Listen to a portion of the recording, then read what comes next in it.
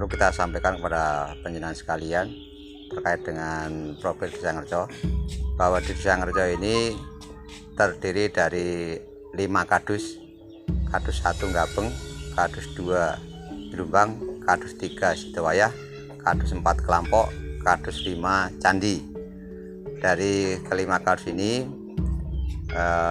yang menjadi topik pembicaraan terkait dengan sejarah Desa Ngerco ini ada 2 kadus, yaitu di kadus Gapeng yang konon dukuhnya adalah Dukuh Ngerco. Kemudian yang kedua kadus Candi, itu candi itu sendiri itu banyak ada peninggalan kuno yang konon itu dari peninggalan kerajaan Mojopahit. Setelah runtuhnya kerajaan Mojopahit, ini banyak peninggalan yang ada di 2 kadus tersebut. Dari kadus-kadus ini terdiri dari beberapa dukuh. Untuk kadus Gapeng itu ada Sumberan, ada Gapeng, ada Lengkong, ada Tenggil, ada Ngerco itu sendiri, kemudian ada Ngatisari, kemudian ada Banaran. Lalu untuk kadus 2 Jelumbang itu hanya ada kadus Dukuh Jelumbang, kemudian Dukuh Tawangrejo, dan Dukuh Tegalan. Kemudian untuk kadus 3 Sidowayah itu ada Tegalombo dan Sidowayah itu sendiri. Lalu untuk kadus 4 Kelampok itu ada Lampok, ada Ngerawan, ada Pule Rejo, kemudian untuk ada Putok. Kemudian untuk kadus Candi itu ada Candi itu sendiri, kemudian ada Kali Gundang, ada Kali Gandu, ada Paten, ada Sambirjo, ada Mitran, ada Gemawang. Ini yang meliputi masing-masing kadus. Sekarang kita berada di kadus Candi, kebetulan berada pada pusat Padukuhan Candi, di tengah-tengah Padukuhan Candi. Yang mana kadus Candi adalah banyak peninggalan sejarah yang konon adalah peninggalan kerajaan Mojopahit.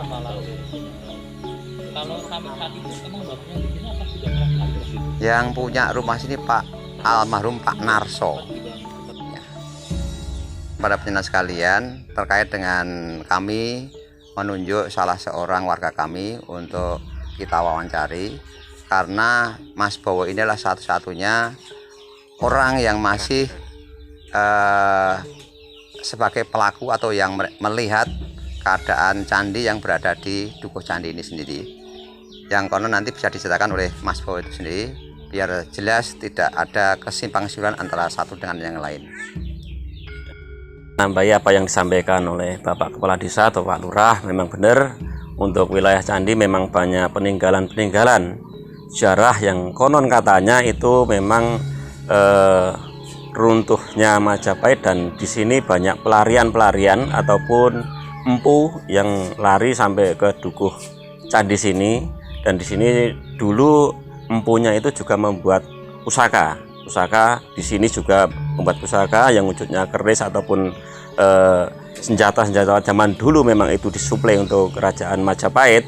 Dan di sini juga pernah ditemukan arca banyak, itu satu guci arca yang itu terdiri dari kurang lebih 100-an arca. Dan itu waktu penemuan itu oleh seorang perempuan yang menemukan arca yang dalam guci yang berjumlah 100 itu adalah Mbah Wongso. Mbah Wongso yang untuk saat ini udah tiada.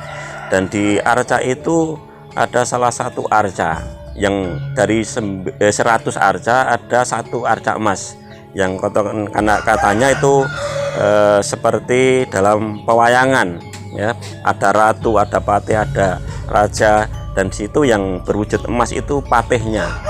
Dan itu waktu dibongkar dari guci itu dikeluarkan arca semua. Dan itu kita sebagai masyarakat kecil mungkin takut dulu Mbah Wongso. Akhirnya arca yang 100 itu dikembalikan lagi ke dalam guci. Tapi ini ada ada keanehan dari arca yang dikembalikan, yang tadinya muat di dalam guci. Waktu dikembalikan itu arcanya tidak muat lagi di dalam guci, dan itu untuk ceritanya sudah dikonfirmasi ke Balai Purbakala, dan itu sudah mungkin diminta diambil di Dinas Purbakala. Arca-arca semua itu tinggal satu yang konon katanya disembunyikan oleh yang penemu, dan situ anak mungkin dari yang penemu yang bernama Mbah Marinah itu dari arca tersebut untuk memukul suatu benda, dan hidungnya arca itu patah. Lah, keanehan itu juga terjadi pada diri Mbah Marinah, itu hidungnya juga ikut patah, artinya gumpes. Makanya di sini dulu pernah wanita itu dikatakan Mbah Marinah gumpes, dijuluki seperti itu. Memang itu nyata real, itu dari waktu itu arca dipukulkan di benda dan arca itu hidungnya patah, akhirnya ikut sekaligus itu juga hidungnya Mbah Marinah itu juga putus, dan sampai saat itu arca itu menghilang. Sampai sekarang belum ditemukan lagi untuk yang arca emas, yang berwujud emas tadi. Dan yang terakhir untuk penemuan arca, dan di sini juga masih alhamdulillah ada saksi dan ada penemu langsung yang masih hidup, dan ini kebetulan warga saya itu Mas Bowo ini menemukan arca mungkin 2 buah ya Mas, 2 buah atau 3 buah itu dalam bokor kecil, itu arca emas. Entah sekarang saya belum konfirmasi artanya itu dikemanakan, tapi nanti bisa diungkap di sini lewat kesaksian Mas Bowo langsung. Itu ya Mas ya.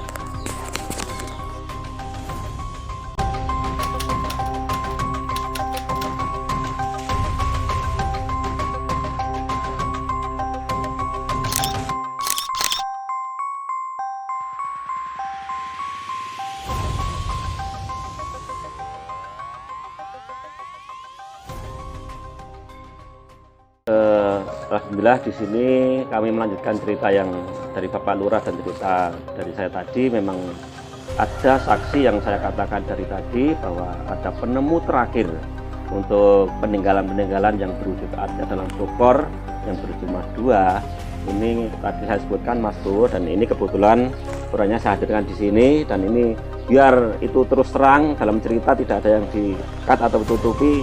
Silahkan Mas Bowo sendiri yang bercerita untuk penemuan tadi. Zaman dulu itu masih kecil, jadi ceritanya itu kan main ke istilahnya ke danau, ke danau. Nah itu ingin cari ikan. Nah setelah itu udah dapet ikan, terus masih kecil kan biasanya masih itu suka bengkoang, itu besusu, istilahnya itu besusu. Nah setelah itu kan itu ada satu, nah itu saya coba gali. Nah itu jarak 1 kilan itu kok ada genteng-gentengnya kata banyak gitu. Loh, saya cari lagi ada genteng lagi.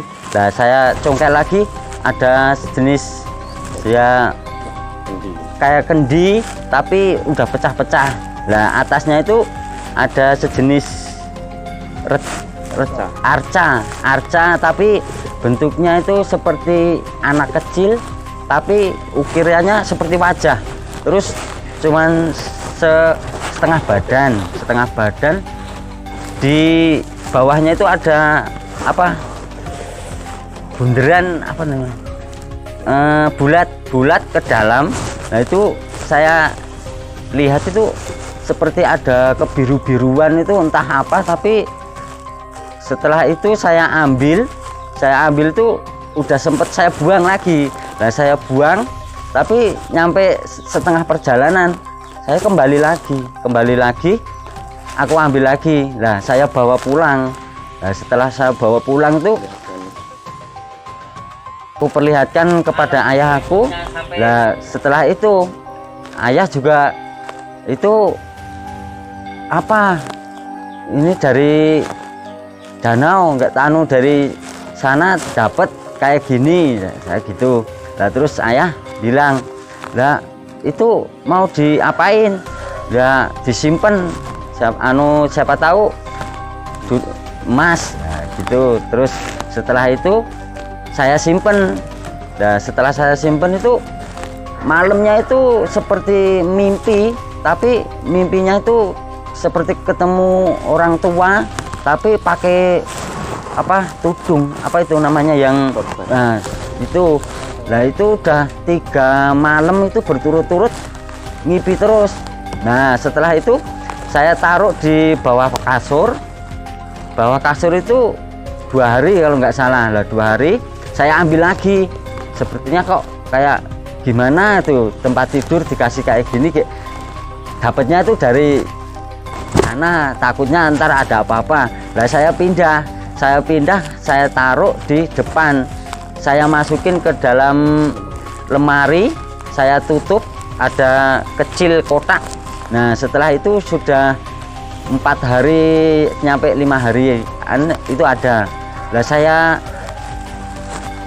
saya lihat itu barangnya sudah nggak ada, sudah menghilang, nggak tahu. Sampai ayah, sampai kakak semua nyari, semua nggak nemuin. Cuman yang lucu itu posisinya, tempatnya itu masih semula, masih tertutup rapat. Itu udah pokoknya cuman saya yang tahu. Nah setelah itu berapa hari kemudian tuh saya tidur itu cuman mimpi 1 kali, tapi nggak ingat dulu apa, tapi mimpi ya seperti jubah kayak hitam gitu, tapi ya udah lama ya, sudah nggak tahu lagi sampai sekarang. Itu dapatnya udah kecil dulu. Nah setelah itu malam berikutnya sampai sekarang ini nggak pernah ngipi lagi atau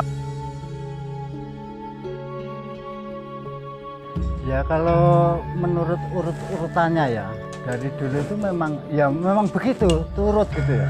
Dari orang tua cerita kepada anaknya, memang begitu. Keanehan pada waktu itu memang ada gitu. Memang ada lah. Jadi kita mengambil kesimpulannya bahwa sejarah ini memang ada. Dan sejarah itu menurut kami ya, menurut saya sendiri ya, jangan sampai punah. Masalahnya apa? Sejarah itu aset darah kami gitu ya. Aset darah kami, gimana supaya hidup kembali ya, mau nggak mau harus kita perjuangkan supaya jangan dilupakan oleh generasi muda nanti gitu. Supaya lestari ya, bukan apa-apa, kita tetap harus mengingat sejarah para leluhur, para pendiri bangsa pada waktu itu sampai sekarang pun ya, kalau bisa ya perlu kita jaga gitu, supaya jangan dilupakan oleh anak cucu kita nanti gitu. Ya.